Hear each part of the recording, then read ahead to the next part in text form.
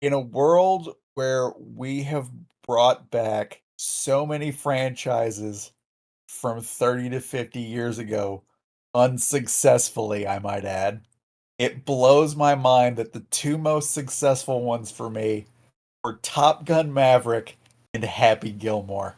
Well said.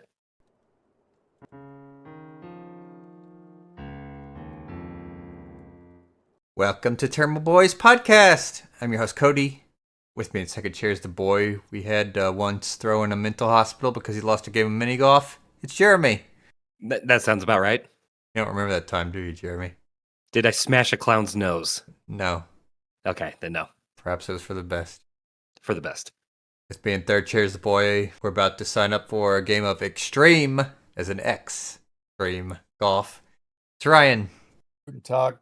Alright, boys, it's time for another Blockbuster boy. And this time we're reviewing the brand new Happy Gilmore movie, Happy Gilmore 2. Movie that Jeremy didn't know existed until like 2 weeks ago. Mm-hmm. So, since this is a Blockbuster boy, let's start with you, Ryan. What was your home theater experiences like? I watched it on the couch with my girl next to me, and what did I eat? I don't remember what I had. I think I had like a Baja Blast and a bag of popcorn. Sounds like good enough time to me. Yep. It was quiet. Nobody cosplayed. Jeremy, what about you? Mine was pretty pleasant. I live in a studio, so my bed also doubles as my couch, and I ate a crisp crust pizza and watched the shit out of the movie. Fair enough. Me, I just sat in my usual computer chair and watched the damn movie. No special occasion here, huh? Yeah. Getting another freaking video. Alright, so, besides the joke, Happy Gilmore 2 came out on Netflix. No theater release, as far as I know. Unless some like theaters decide to do special things, I don't know. But I mean, we didn't have to go to any smelly theaters or stadium seats or wherever. Hey, I like my theater. I like the stink of it.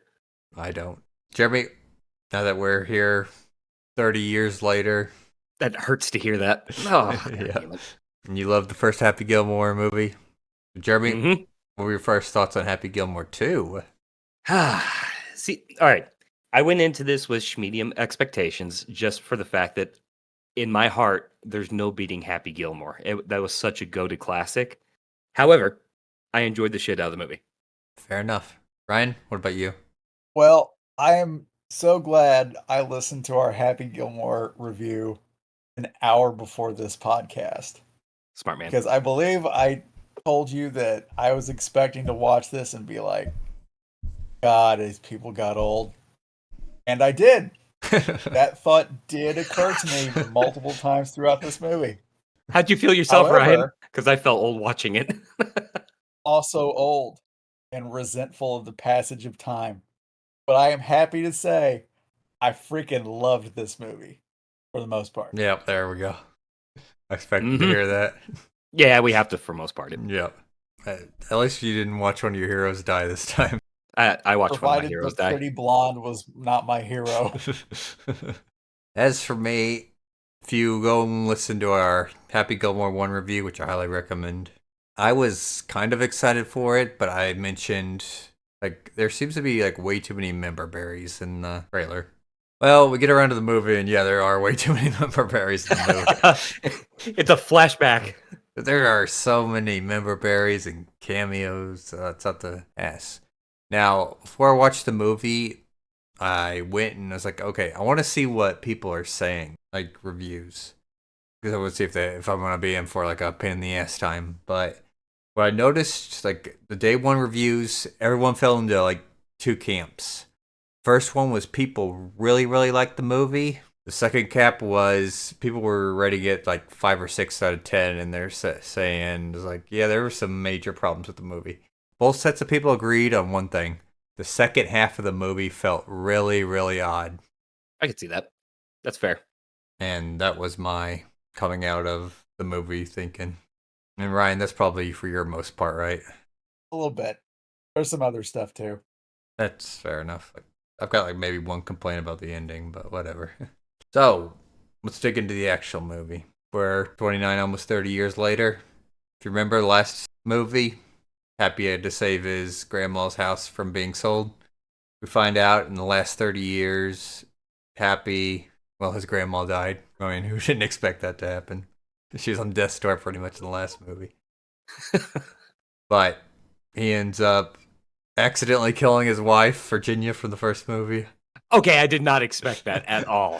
And the thing is it happens like the first 3 minutes of the movie.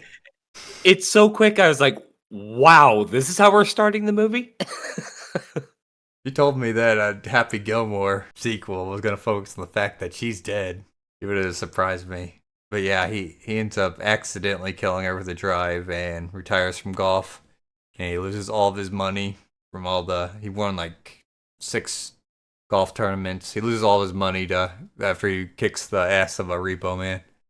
So we get around to this movie where he's got 5 kids and his daughter wants to go to like some Paris ballet school. So he needs to enter golf again in order to get the money.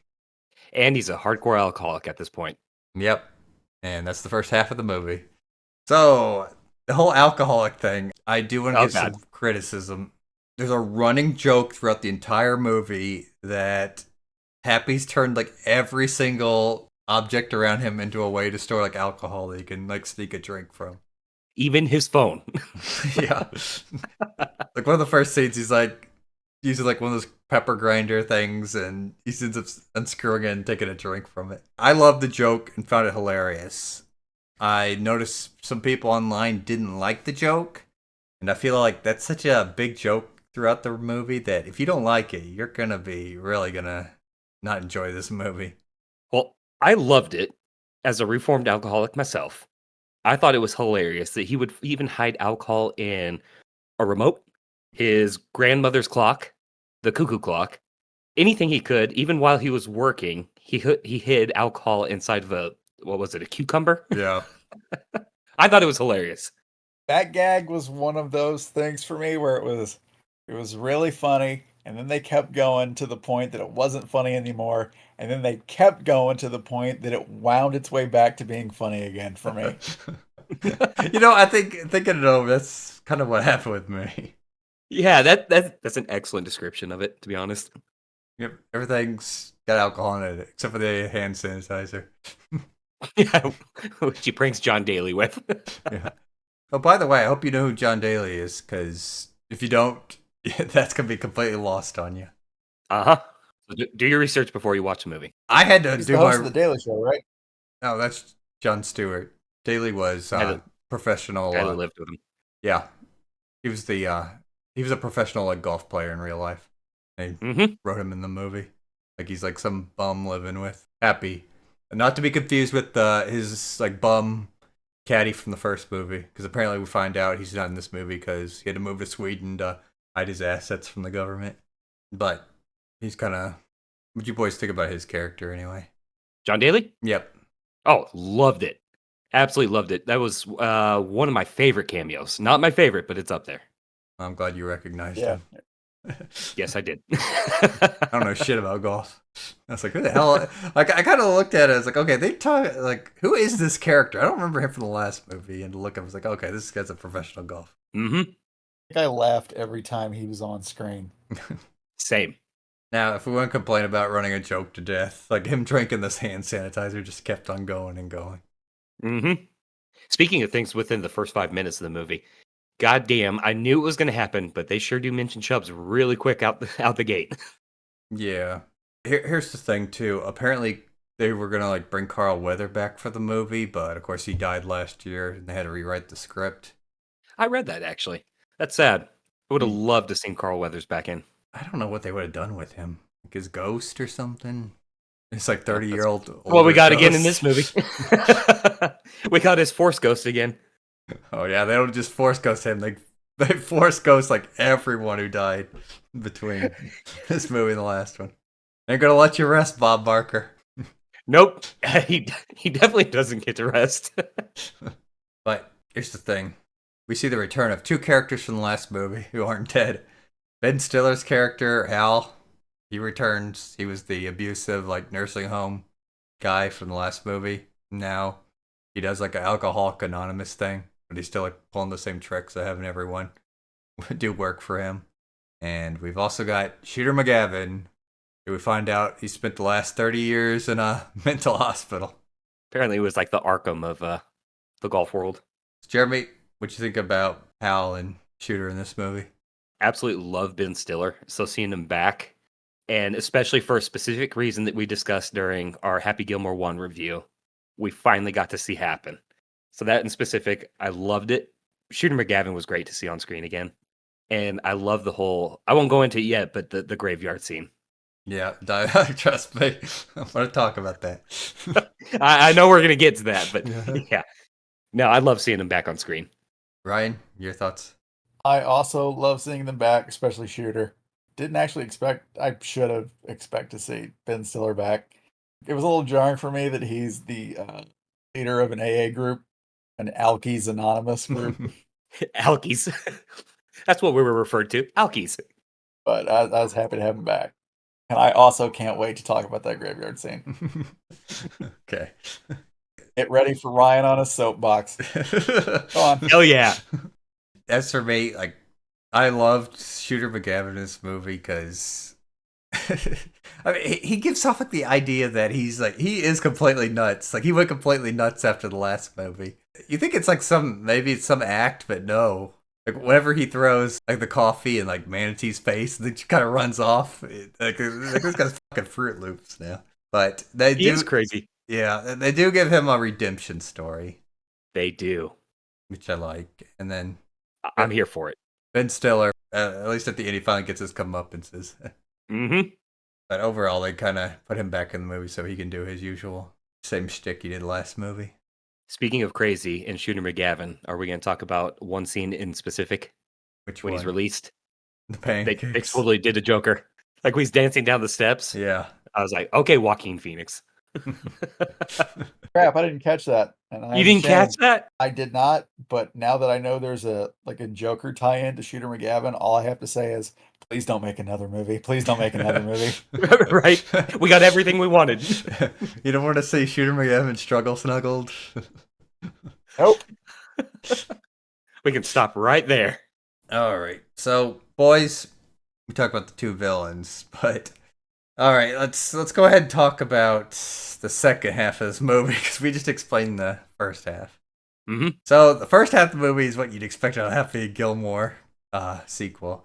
The second half is what people have a complaint about because the movie kind of goes off rails of what you'd expect a Happy Gilmore movie to have in it.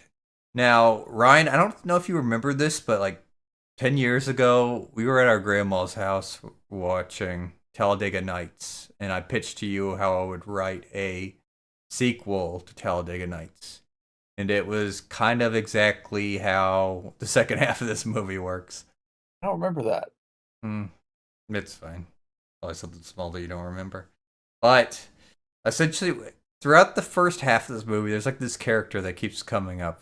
His name's like Manatee, and he was inspired by Happy's like heydays as a golfer and wanted to make like an extreme version of golf.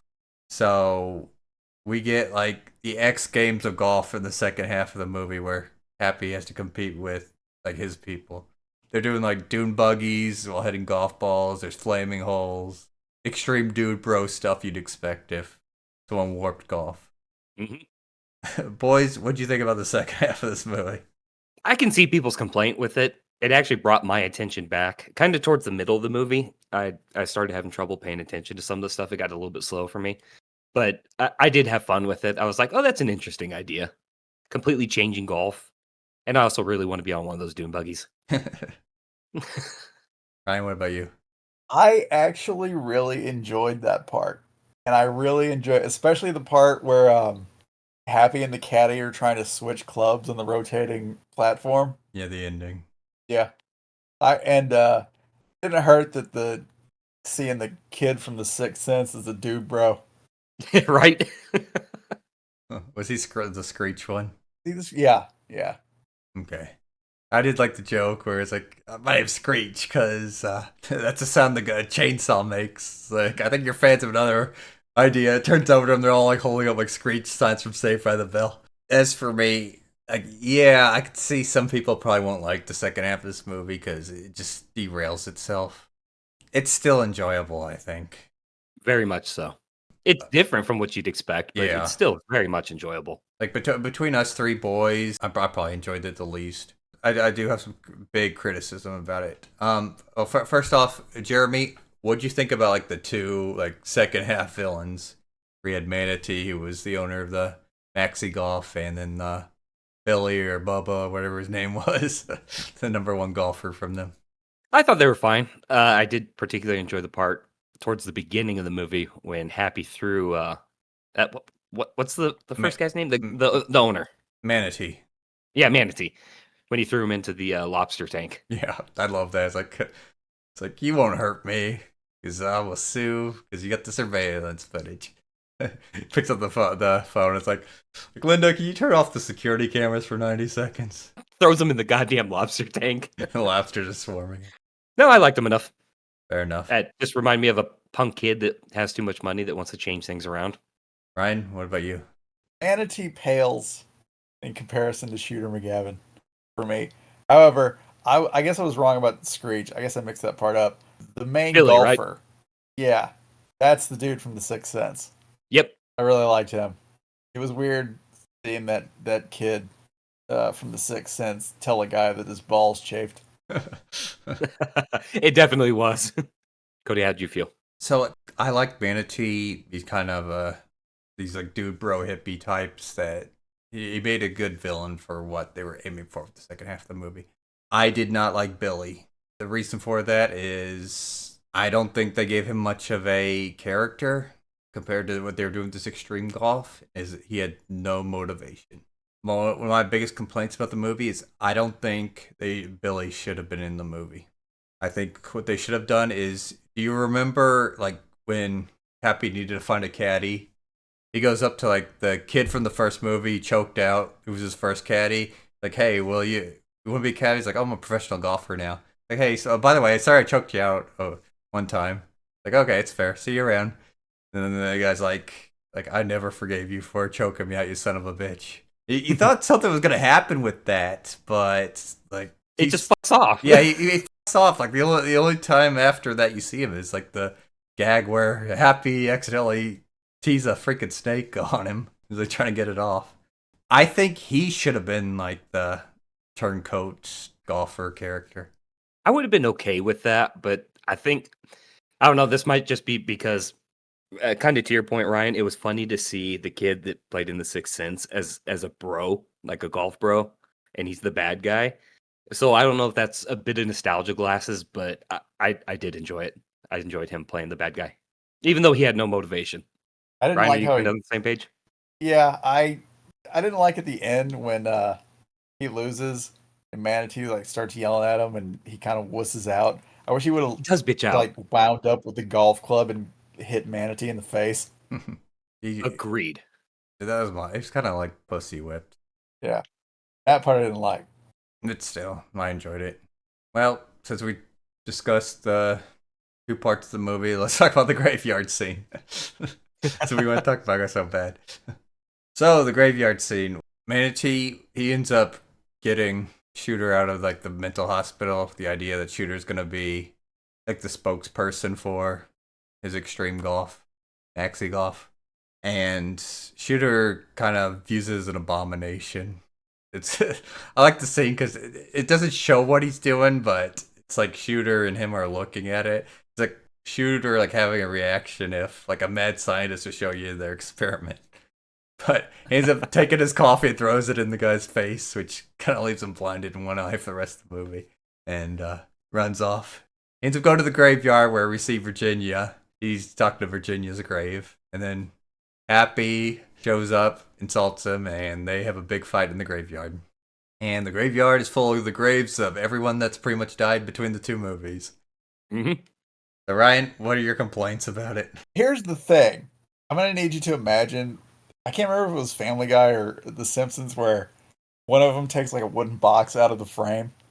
It has the word soapbox written on it. And he jumps on it. I'm gonna need you to imagine this. Me doing that. Drink it right now. After he fights, this is not gonna go actually the way you think it's gonna go. After that fight, and they sit down at the gravestone. And I was like, "Yep, this is right." And them beating the shit out of each other, and then all of a sudden, one of 'em, I think Happy, like pats him on the back. He's like, "How's it going, man?" And you start to get the sense that they're friends now.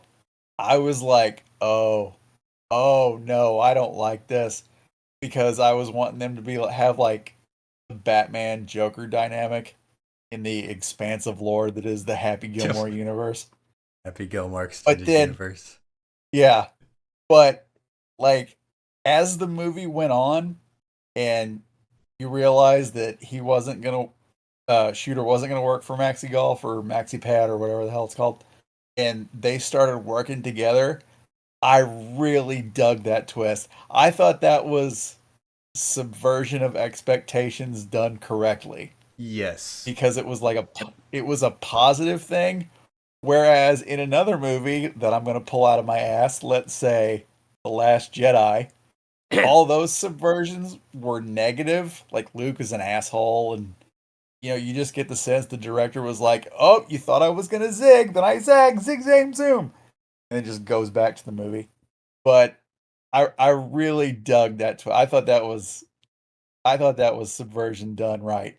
And Cody, if you think this long-winded diatribe of mine was only to take a shot at The Last Jedi, you would be correct. Thank you. Thank you. Jeremy hates his modern Star Wars. Yes, I do, with a passion. It made sense. I mean, you could say it's like Shooter was like in a mental asylum for 30 years and wanted Happy dead. It's like, why would they work together? But you kind of see Preserve golf. Yeah, the preserve golf. He saw the abomination that was Maxi Golf. He didn't want it to happen, so he kind of becomes a There's the good lesser guy. of two evils. Yep. He kind of realizes a bit. It's like, yeah, maybe I should have been better at golf. Okay, since we talked about the graveyard scene, I'm gonna go out here and say it. That was my favorite scene, specifically how it ended, because I was cracking up. Where they're got their hands over each other's shoulder, walk out of the graveyard, and then they stop because they hear a voice go, Mister, help me out of here!" And they turn around and see the gravestone of like the lady that the AC unit fell on in the last movie. Like, I was just laughing my ass off at it. That came out of nowhere. It was just so stupid. But it worked perfectly for a Happy Gilmore movie. Oh, shit. They ran off because they're kind of spooked. Oh, shit. But, Jeremy, what was your favorite scene? I'm going to have to agree with you, Cody. My favorite scene was the graveyard scene. One, because the fight was fun as hell, and it was epic in my mind in the Happy Gilmore extended universe. But also to Ryan's point, how it established the dynamic going forward. Yep. Ryan, what about you? The graveyard scene followed by, I don't know why I loved it so much, but them switching the golf clubs, that scene. Yeah, at the end, where they're stopping to throw it at the same time but the hole that's rotating doesn't lose its balance. It's the extreme golf. And also the maitre d' fantasizing about feeding Travis Kelce to a bear. That's another one I had to pause this movie. The guy kept making like football references, and I was like, okay, who the hell is this guy? It's like, okay, it's a football player. In all fairness, there were a ton of cameos. I just thought it occurred to me towards probably the second half. I was like, this must have been an expensive movie to make. It wasn't. $30 million. Which is mind blowing with how many faces and cameos we get in this. Hold on. The first movie, the budget was was $12 million. Okay, so 3 times. That's about what the first movie was for inflation. Like I think most of the cameo people were just there just for publicity. I thought that too, publicity, but also like for fun. Because this, to me, in my mind, this was a fun movie to make. Yeah. Like it had to have been. I mean, everyone's seen Happy Gilmore, and especially if you're a golf player, and that's the big thing is like every like golf player in this movie, it's like they're just playing themselves in the universe. I'll tell you what, I did not see the jackass dude's son being played by Eminem. I was getting ready to say that. That was my second favorite scene. That is my second favorite like, scene hey, as jackass. Like, yeah, my son. Like I'm the son of the guy who heckled you in the first movie. Like, I'm not gonna stop. It's like I get arrested if I kick your ass, but my kids won't. Throw him into the into the lake, and then he was killed by crocodiles. I loved it the entire time he was fighting the crocodiles and he's like elbowing. He's like, put some respect on my name. Second favorite scene easily. Then at the end, he's up in the clouds flipping off happy while everyone else is waving, including his dad. Which is totally something Eminem would do. And then they had famous like basketball player playing Mr. Larson's son. Apparently Larson rolled over in his sleep and the nail went through his brain. My favorite part about that is the nail was removed at one point, and Mr. Larson put it back in because he missed it. And that's how he died, is he rolled over at night. Okay, I forgot to complain about it in the first movie. I thought the nail thing was stupid. It's like, because like Happy shot him through a hard hat, and then whenever you see him again in the movie, he's got the nail in his head, but the hard hat's gone. Like, oh yeah, I'm gonna get this out eventually. It's like, why is this taking so long? But they went and just did a complete running joke with this to explain Richard Keel's death. That is a 30-year-long joke done correctly. Yep. All right, you boys ready to be complainy boys? Let's do it. All right, so Jeremy, let's start with you. Name some things you didn't like about this movie, or they could have improved on it. I kind of hit on it a little while ago. Is towards like in between the two major parts of the movie, I kind of fell off. It didn't hold my attention span as well. I found myself scrolling, so it got a little slow for me towards the middle half. Fair enough. Ryan, what about you? In our first review, when you asked me what was the things I liked about the first Happy Gilmore, the first thing I said was the cinematography. I didn't care for the cinematography in some of this movie. Specifically the scenes where he's like home. It looked like, I don't want to say an art film, but it just looked depressing, which I kind of get because, he's mourning the death of his wife that he, drilled a golf ball through her larynx. But I don't know, it was just kind of depressing for me. Then when it switched to the maxi golf stuff, it kind of reminded me of the good old days of the first movie. I bumped into that. I bumped into Manatee as a villain a little bit, but not too much. I just was comparing him to Shooter McGavin. Yeah, no comparison. Yeah. And I don't have the biggest attachment to Happy's wife, but it was a little bit depressing seeing her go in the first 3 minutes. That was pretty hardcore. Well, that was just an extreme joke they took. It worked for the movie. Yeah. Other than that, I was pleased. That's fair. Surprisingly pleased. I gotta say though, I did like the cinematography, even when it got a little bit darker. I did like it for a second, as long as it didn't overstay its welcome. I didn't want that to be the tone of the rest of the movie, but I did enjoy it for the moment it was in. Yeah, I get it.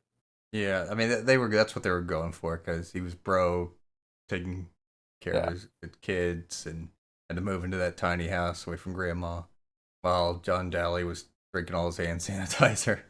As for me, I've already given some criticism. Didn't like Billy as a villain, a secondary villain, but I've got two things that I really didn't like about the movie. The first one is flashbacks. There was a lot. Yeah, especially in the first half of the movie. Like, every time they were calling back to something, they would do a flashback and show you the scene from the first movie. It's like whenever Hey guys, remember this? Yeah. Like whenever Hal is introduced, like, you're in my world now, Mr. Gilmore. And then it flashes back to him saying that in the first movie. Whenever like Shooter McGavin's getting his analysis done at the mental hospital for release, same thing. It zooms back to him losing and running off with the jacket. Whenever Mr. Larson's son is introduced, flashes back to Mr. Larson from the first movie. This was unnecessary. There was one time they actually should have done that, and that was whenever the kid caddy that was grown up was on screen, because people weren't going to recognize him. Otherwise, it makes you feel like stupid if you remember that. Because the smart thing is to, if Hal says you're in my world now in this movie, the smart people that are familiar with the first movie, they'll be like, oh, he said that in the first movie. But now they're just shoving it in your face, like, oh, he said that in the first. Here you go. Here's him saying it in the first movie. Now he's saying it again. And they did this every single callback too. I hated it. The second thing I'll complain about is I wish they would have added one more thing to the ending, because Shooter McGavin really doesn't get much of an ending. He kind of saves the day. I really wish they would have added a scene where Happy gave Shooter like one of his like golden jackets. He had like 6 of them, Yeah, I agree. Yeah, and agreed. maybe you could have done a little joke where he's a Fruit Loop still and grabs all 6 of them, and runs off. And Happy's like, just let him go. They're just jackets. There's your fix it boys for the day. Yeah. I really wish they would have done that. Now, one thing we didn't talk about before we start past topic, Ryan, what'd you think about Ben Stiller's comeuppances? I was satisfied. I don't know about you, but I was satisfied. Yeah, I was satisfied. Jeremy? I loved it.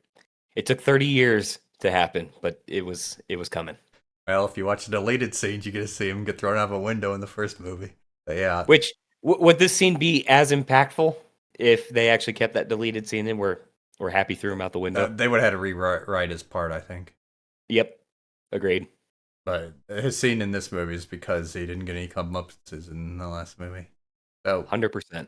yeah, basically what happens, he steals Happy's 3-month gold sobriety token and runs off because apparently the FBI has been tracking him for a while. And him and all the Alkies Anonymous people chase after him and kick his ass, just like what happened with Shooter in the first movie. There you go. All right, Jeremy, past topic on to you. All right, boys. Favorite cameo? I'm gonna go with I like the caddy returning. Like I said, I just wish they would have made him like one of the villains of the movie. Yeah, that's fair. Ryan, who do you got? Either go with Travis Kelce or Eminem. There we go. For myself, I would say either Eminem or Bad Bunny. He was hilarious. Bad Bunny was hilarious in this movie. Like anytime something happened or something needed to be fixed or something like that, Bad Bunny offers breadsticks, and that was just killing me. I loved Oscar's character. And that's all I got. All right, Ryan, past topic on to you. Times you laughed out loud that you haven't covered yet. All that I haven't covered. I thought the hand sanitizer thing was funny the first time, but it became the running joke throughout the movie. Didn't like it.